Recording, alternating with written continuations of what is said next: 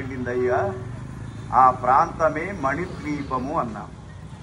మీరు వేసే మణిద్వీప వర్ణన ఉన్నది కదా, ఆ మణిద్వీప వర్ణన ఏదైతే ఉన్నదో దాంతంతా కూడా అమ్మవారు ఏ విధంగా ఉంటుంది, ఆ మణిద్వీప వర్ణనను ప్రతిరోజు చదువుకుంటే గృహాలు లేనటువంటి వారికి గృహాలు అవుతాయి. అటువంటి మణిద్వీపం చాలా అందంగా ఉంది. అక్కడ ఒక చక్కని సింహాసనం పైన ఎర్రని వస్త్రాన్ని ధరించి కమలాల వంటి కన్నులతో చక్కని ఆకారంతో బంగారు ఆభరణాలతో జగన్మాత జగజ్జనని ఆది పరాశక్తి అయినటువంటి అమ్మ కూర్చొని ఉన్నదయ్యా అక్కడ. వెంటనే వీళ్ళు ముగ్గురు వెళ్ళారు. విష్ణుమూర్తి అంటున్నాడు, అయ్యయ్యో అరే బ్రహ్మ శంకర, మనం పిచ్చివాళ్ళమయ్యాం, మనమే గొప్పవాళ్ళం అనుకున్నాం, మనకింతసేపు దారి చెప్పింది అన్ని చెప్పింది కూడా మధుకైటముల రాక్షసును సంహారం చేయించింది కూడా ఎవరో కాదు, ఆ యోగ నిద్రనే యొక్క మహాతల్లి అని చెప్పేసి చెప్పగానే అప్పుడు ముగ్గురు విమానం దిగి అమ్మ దగ్గరికి వెళ్ళి నమస్కరిద్దాం అనుకున్నారు. అనుకుంటే అక్కడ చెలికత్తెలు వచ్చారు. నో పర్మిషన్, మగవాళ్ళకి పర్మిషన్ లేదు అక్కడ.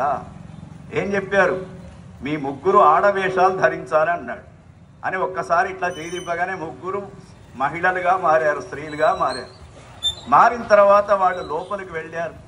వెళ్ళిన తర్వాత ఆ జగన్మాత యొక్క పాదాలకు ఉన్నటువంటి పెద్దన గోరు ఏదైతే ఉంటుందో పెద్దన వేలు, ఆ గోరులో చూశారట.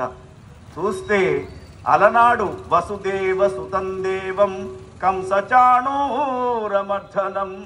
దేవకీ పరమానందం కృష్ణం వందే జగద్గురు.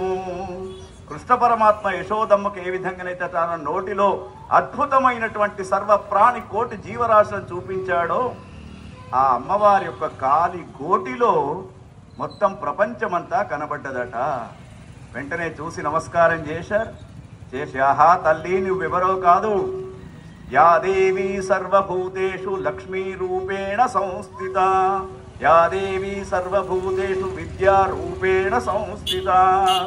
అన్ని రూపాలు నీవే తల్లి, సర్వ చైతన్య స్వరూపం నీదే తల్లి అని చెప్పేసి నమస్కరిస్తే అప్పుడు ఆ జగన్మాత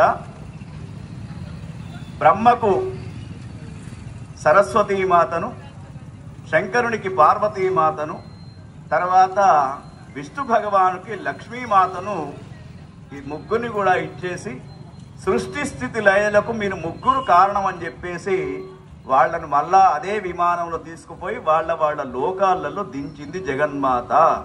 అంటే ఇప్పుడు చూడండి, సృష్టి స్థితి లయాలకు ముగ్గురు